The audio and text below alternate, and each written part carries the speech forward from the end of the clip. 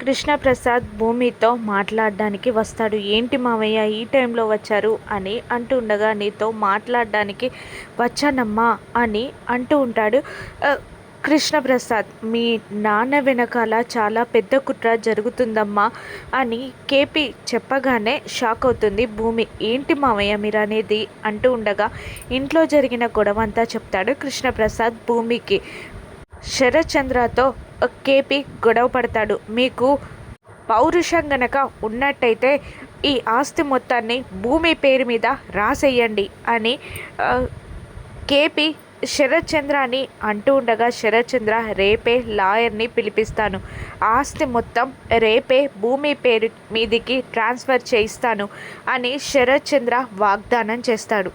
అది విన్న అపూర్వ ఒక కన్నింగ్ కుట్ర పన్నుతుంది. నక్షత్రతో ఇలా అంటూ ఉంటుంది, పడేద్దాం, జీవోత్సవం చేసేద్దాం అని అంటూ శరత్చంద్ర తాగే మందులో ఒక 2 టాబ్లెట్స్ని కలుపుతుంది అపూర్వ.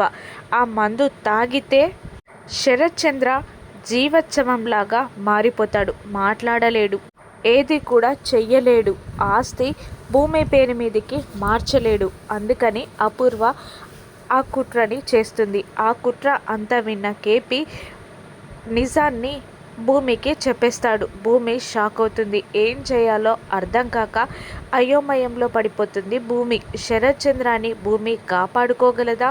ఇక్కడ పూరి శివాల పెళ్ళి ఏం జరుగుతుంది? పెళ్ళి జరుగుతుందా?